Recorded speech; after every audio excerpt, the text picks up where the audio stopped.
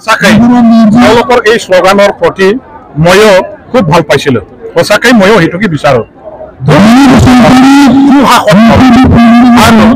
ইয়াত ইমান এটা চৰকাৰ আহক ময়ো সেইটোকে বিচাৰোঁ সংগঠন হিচাপে মোৰ তেওঁলোকৰ ওচৰত তেওঁলোকৰ ওপৰত এইটোৱে মোৰ এটা বিশ্বাস আশা আছিল বা আশা আছিল তেওঁলোকে নতুনকৈ যিহেতু ৰাজনীতিৰ দলত আহিছে যোৱাকালি ছাত্ৰ সংগঠনৰ নেতৃত্ব দি অহা জাতীয় সংগঠনৰ নেতৃত্ব দি অহা হিচাপে তেওঁলোকৰ মন প্ৰতি এটা সূত্ৰ আছিল তেওঁলোকৰ মনটো এটা পবিত্ৰ আছিল বুলি মোৰ এটা ধাৰণা আছিল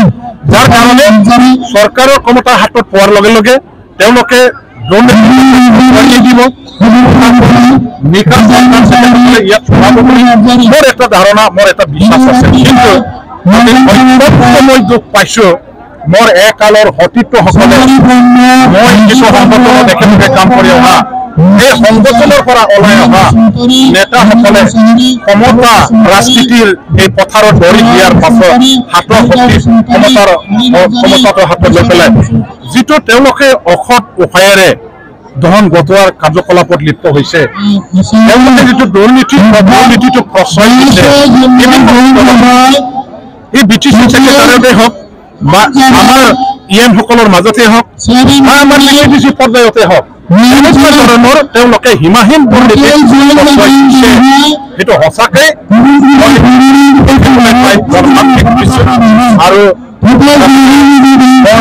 মনত বিৰাট আঘাত পাইছোঁ যিটো হ'ব নালাগিছিল সেইটো হোৱাৰ কাৰণে মনত দুখ পাইছোঁ আৰু ক'ব লাগিব আজিৰ UPPL-ৰ এটা মুক্ত চৰকাৰ এটা সুস্থ চৰকাৰ এটা দুৰ্নীতিমুক্ত